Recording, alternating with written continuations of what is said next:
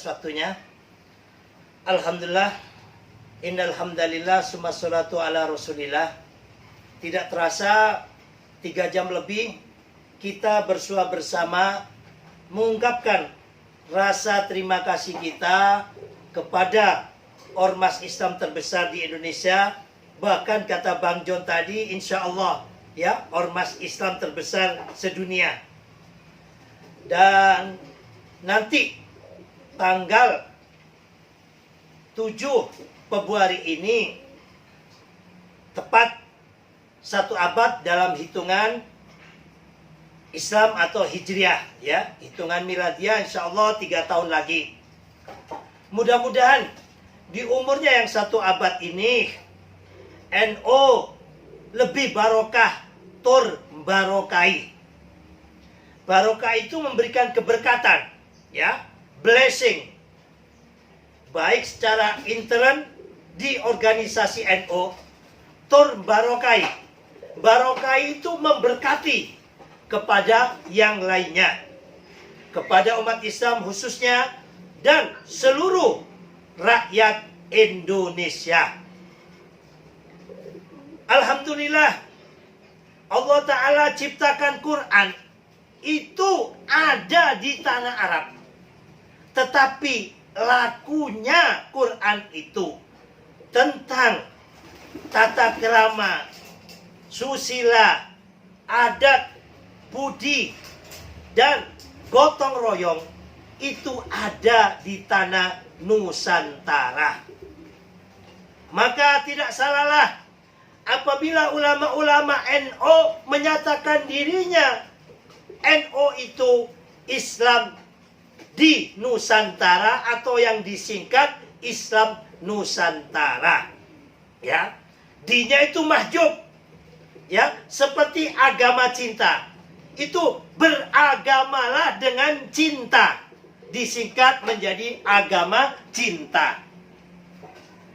Jadi Islam Nusantara itu adalah produk NU. Yang mana nilai-nilai yang ada di dalam adat, budaya, tradisi yang ada di Nusantara ini tidak satu pun dinafikan, diharam-haramkan, dikafir-kafirkan, ya. Yang suka sesajen monggo, ya. Wong NU iku orang ngafir-ngafirake, ya. Dalam perjalanan itu, setelah Islam berkembang begitu banyak, lah sesajen-sesajen ini di dalam teologi Islam yang ala NU diubah. Ayo kita berikan sesajen ini kepada tetangga kita. Sebab apa? Paduannya dalam Al-Quran dan hadis ada. Jironuka ahluka. Tonggomu iku dulurmu. Nah, kalau kita maknai hadis ini, bahwa di sini tidak ada batasannya. Tetangga kamu itu ya saudaramu, kata Rasulullah. Tidak harus sesama muslim. Kita hidup di rumah besar Indonesia. Dulu sebelum Gus Dur ada 5 kamar. Sekarang ada 6 kamar agama. Berarti Mangku Jero, Wayan Sudarma ini di kamar nomor 2 umpamanya. Gus di kamar nomor 1. Berarti kan tetangga. Jironuka ahluka. Tonggomu iku dulurmu. Lah, nek jenenge dulur bagaimana? Ya harus saling asah, asih, dan asuh. Lah, ada WS Mulia Diliang. Ya, ini ada jadi anak bungsu di Indonesia di kamar nomor 6. Lah itu tetangga kita. Maka dulurmu. Terus ada Pak R.E. Nainggolan, ya, yang beragama Kristen ada di kamar nomor 3. Berikut juga Romo Asun di kamar nomor 4. Dan juga ya, di sini ada Romo Didi di kamar nomor 5. Nah, ini semuanya adalah saudara kita, tetangga kita dalam rumah besar Indonesia. pemikiran ulama-ulama NU, ya, kita gunakan dakwah-dakwah ini dengan nilai-nilai moralitas. Dakwah-dakwah ini dengan nilai-nilai luhur. Dakwah ini dengan nilai-nilai budaya. Karena dakwah ini merangkul bagi orang NU, bukan memukul. Podo Islame dikapir-kapir no. Lah, wong NU ndak yang belum Islam ini, ya, dikasih pencerahan agar kenal terhadap Tuhan. Mau beriman atau tidak, yaitu urusan hidayah Allah. Nggak pernah maksa-maksain. Lah kalau zaman reformasi sekarang ini Pak Wayan berbeda. Ya, dulu zaman Bawali Songo yang belum Islam, diadakan wayang, dikenal no Tuhan, dikenal no dalang. Dalang iku apa? Jelmaan dari Tuhan. Ya kan, keber iku langit. Sampai orang tahu hakikat hidup, hakikat Tuhan. Diajarin kalau mau masuk melihat wayang, melihat budaya, berseni tangan, ya, berseni kaki. Ternyata itu adalah ajaran wudhu. Orang sebelum mensucikan hatinya, batinnya, harus mensucikan raganya. Itu cara-cara ulama-ulama NU, sehingga Islam di Indonesia bisa menjadi mayoritas. Kalau sekarang tidak, Gus ini orang Islam, orang NU. Kalau ketemu saudara-saudara Gus yang meskipun satu pesantren di Gontor, yang berpaham Wahabi Salafi, wah, Gus Soleh ku TBC kan ya, ahli hurufat, ahli bid'ah, 90% yang wis kafir. Lah, ini kita yang Islam dikafir-kafirkan. Apabila model-model dakwah semacam ini terus berkembang di Indonesia, akan membahayakan integritas hingga menjadi disintegrasi bangsa. Makanya moderasi beragama ini penting, khususnya bagi umat Islam yang mayoritas dan juga kepada saudara-saudara kami yang di luar Islam. Agar apa? Bisa memahami nilai keagamaan dan nilai kebangsaan. Kita ini kan banyak beriman dengan tafsir-tafsir. Ceramah ini kan tergantung siapa yang menafsiri dari ayat-ayat tersebut. Kalau hati kita diliputi dengan cinta, diliputi dengan kasih, jauh daripada kebencian, maka dakwah-dakwah kita akan penuh dengan kelembutan. Akan tetapi bila dakwah-dakwah kita ini, ya, dogma, doktrin yang kita dapat, yang kita terima adalah ujaran-ujaran kebencian, yang lainnya dianggap kafir, yang lainnya dianggap tidak murni, yang lainnya dianggap sesat, maka akan merugikan kepada kelompok lain. Kalau sudah satu agama, seperti Mangku Jero tadi katakan, bahwa di dalam diri kita ini ada jagat alit, ya, ada jagat besar. Kalau kita di dalam jagat alit, intern sesama umat Islam sendiri tidak bisa membangun toleransi seperti kelompok-kelompok, ya, sebelah. Kelompok-kelompok yang nggak perlu gue sebutkan, ini agama cinta ya, nggak boleh nyebut kadrun ya. Ya, kelompok-kelompok sebelah Salafi Wahabi ini, sesama Islamnya diserang, apalagi agama lain. Maka gue sangat sepakat yang disampaikan oleh mantan Ketua Umum PBNU Kiai Haji Said Agil Sirot. Hendaklah negara ini dengan tegas membuat suatu bentuk regulasi, melarang semua ajaran, semua paham, semua isme yang bertentangan dengan NKRI dan Panca. Janganlah kita hidup di Indonesia ini makan, bahkan mati pun di Indonesia. Negara-negaranya ditauhidkan. Kalau kita sebagai anak bangsa tidak punya rasa cinta, rasa kasih terhadap Ibu Pertiwi, maka tidak akan pernah handarbeni rasa memiliki, ya, terhadap bangsa dan negara ini. Doktrin-doktrin semacam ini sangat membahayakan. Dalam dakwahan kiai-kiai NU selalu mengajarkan man yu'min billah wal yaumil akhir fal yukrim dhaifahu. Man sopone uang yu'min iman kedatang Gusti Allah wal yaumil akhir lan hari akhir fal yukrim dhaifahu, mengko wajib menghormati tetangganya. Mengko wajib menghormati tamunya. Itu adalah hadis sahih. Diawali dengan kekuatan yang sangat kuat. Man, barang siapa ngaku dirinya iman kepada Allah dan hari akhirat, wajib menghormati kepada tetangganya.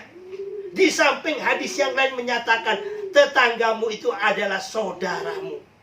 Hadis-hadis inilah yang dipakai oleh ulama-ulama NU di dalam membangun ukhuwah basyariah. Persaudaraan sesama umat manusia. Kalau kita persempitkan pada bangsa ini, ukhuwah wataniyah, persaudaraan sesama anak bangsa. Jadi siapapun yang ada di bumi Indonesia ini adalah tetangga kita. Kalau tetangga kita berarti saudara kita. Itu adalah doktrin ulama-ulama NU. Siapapun yang ada di bumi pertiwi Indonesia ini, tidak pandang suku ataupun agamanya, itu adalah tetangga kita. Maka kewajiban kita untuk satu, menghormatinya dalam satu hadis. Yang hadis kedua adalah saudara kita. Diperkuat dengan apa yang disampaikan oleh Sayyidina Ali. Mereka yang bukan saudaramu dalam iman, tapi saudaramu dalam kemanusiaan. Doktrin-doktrin semacam inilah yang diajarkan kepada kami yang dulu menjadi santri saat di pesantren. Sehingga tidak terpikir sama sekali di dalam diri kita, pemikiran kita untuk membenci tetangga kita yang beda agama. Pak Mangku, Gus dulu kecil tinggal di Kerembangan. Ya, tahun awal reformasi, 2 kali RT di tempat Gus itu orang Kristen. Pak Subianto, ya, yang satu lupa Gus namanya. Nah kalau Natalan, kami ini santi-santi tak suruh jaga. Cuman ada tepo seliro. 1 minggu atau 2 minggu mau Natalan di rumahnya, ya kan? Undang orang-orang datang ke Pak RT, Pak RW, sama sesepuh agama. Lah, orang Indonesia ini gampang kalau disilaturahmin. Tapi jangan mentang-mentang kita kaya, jangan mentang-mentang bahwa toleransi itu harus ada di Indonesia tanpa pamit. Tapi kalau pamit, ya kan, Pak Yai, Gus, insya Allah 2 minggu lagi saya mau Natal kan gitu, mohon restu dan izinnya Gus kan gitu, syukur-syukur apabila anak-anak ya santri tidak sibuk, mohon dibantu untuk apa ya, rewang-rewang lah kan gitu. Nanti sedikit kita kasih uang rokok. Oh dia Pak kan gitu Pak Bianto. Jadi Natalan tuh yang jaga santi-santi. Banser gue suruh jaga. Itu Natalan di rumah, bukan Natalan di gereja loh. Itu enaknya kalau bertetangga dengan orang NU. Kenapa? Tetanggamu itu adalah saudara. Tetangga berarti dalam doktrin NU tidak iman kepada Allah dan Rasulnya. Mudah-mudahan dengan 1 abad NU ini, NU bisa lebih memberikan kiprah kepada bangsa dan negara ini. Dan semoga di tahun politik, seperti kata salah satu narasumber tadi, ya, mudah-mudahan kita para tokoh lintas agama ini bisa menjaga stabilitas dan kondusivitas bangsa dan negara ini. Stop politisasi agama, stop politisasi identitas yang berkedok agama. Di tempatnya Mangku ini ya, mayoritas adalah Hindu ya. Ya, jangan sampai bawa-bawa ya Mr. Anies atau Wan Abud atau Wan siapa ya, atau Ganjar GP ya kan, di pura-puranya atau di tempat ibadahnya kan gitu ya. Nanti yang gak suka akan terjadi benturan, atau juga dibawa ke kuilnya WS Mulyadi Liang ya. Jangan jadikan rumah ibadah itu kampanye ya, sebab belum tentu seluruh jamaah kita satu pemikiran. Jangan gara-gara kita sebagai tokoh agama tidak arif, tidak bijaksana, hanya dapat bijak sini, ya kan? Salah satu capres atau salah satu partai, ya, kita masukkan di rumah ibadah kita. Dan yang berbeda pandangan politik akhirnya tidak mau ibadah. Siapa yang dosa? Ya, tokoh agamanya. Gara-gara tidak bijaksana, cuman bijak sini, ya. Mari terus kita jaga dan kita rawat bangsa dan negara ini dengan kebinekaannya. Indonesia ada bukan hanya karena ada NU. Indonesia ada bukan hanya karena ada Islam. Indonesia ada bukan hanya ada kelompok nasionalis. Indonesia ada karena kekuatan nasionalis dan religius. Roh-roh para religius inilah yang senantiasa berdoa untuk kemakmuran bangsa ini. Kelompok-kelompok nasionalis membangun peradaban bangsa ini. Apabila nasionalis dan religius senantiasa bergandeng tangan, tidak diadu domba seperti tahun 65, maka 2045 Indonesia emas pasti akan terwujud kejayaan dan kedamaiannya. Demikian dari kami. Sekali lagi, terima kasih NU. Saya bangga menjadi orang NU.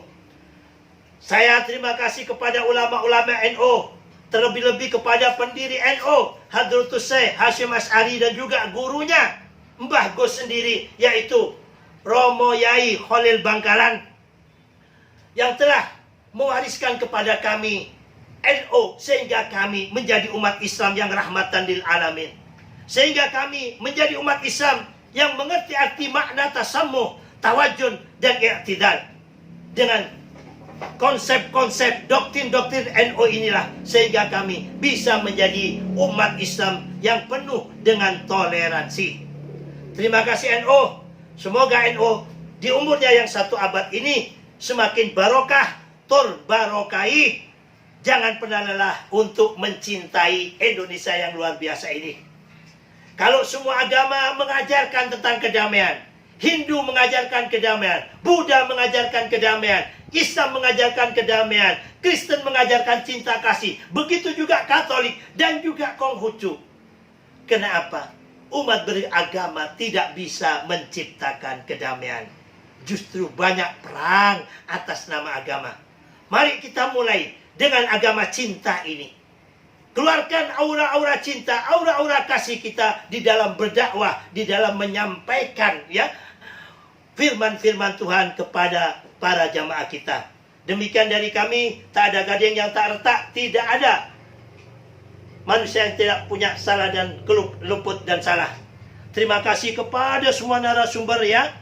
W.S. Mulyadi Liang dari Konghucu, Jero Mangku, ya, dari Hindu, Roma Asun dari Buddha, Pendeta Poltak gak hadir, mungkin sakit perut, ya, dan juga Romo Didik barengan dengan apa? Dengan kebaktian, tapi telah mengisi. Terima kasih videonya. Dan juga terima kasih kepada Gus Rojat, ya, di sela-sela kesibukannya malam minggu ini, ya, kumpul bersama kita. Dan juga terima kasih kepada Ustadz Endarto, ya, yang telah memberikan pesan-pesan damai kepada kita. Dan juga terima kasih kepada Bapak R.E. Nenggolan yang menjadi support pada acara ini. Karena agama cinta sampai detik ini nggak punya bapak angkat. Jadi silakan yang punya usaha ataupun punya adat dan sebagainya, ya, sama-sama kita tetap terus gaungkan beragama dengan cinta di agama cinta ini, ya, dan bekerja sama dengan agama cinta agar agama cinta tetap terus berjalan. Karena segala sesuatu bagaimanapun juga jer basuki mawa beo, ya. Gus, sebenarnya kalau hari raya Kuningan, ya, atau Galungan, kepingin sekali dibel sama Romo Mangku kan gitu, Gus. Nah, ini Gus buat beli pulsa kan gitu, ayo bikin hari raya Kuningan, ajak tokoh-tokoh lintas agama untuk menyampaikan. Lah Gus ini kan bukan orang Hindu, ya, jadi mau anu kan tidak enak kan gitu, ya. Atau dari Buddha, Romo Asun, Gus berharap, Gus sekarang hari lebarannya orang Buddha kan gitu, ataupun Imlek, ya. Jadi nggak apa-apa, karena di agama cinta ini semua tetangga kita adalah agama cinta. Salam Pancasila. Billahi taufiq wal hidayah wal ridha wal inayah wallahu muwaffiq ila aqwamit thoriq. Assalamualaikum warahmatullahi wabarakatuh.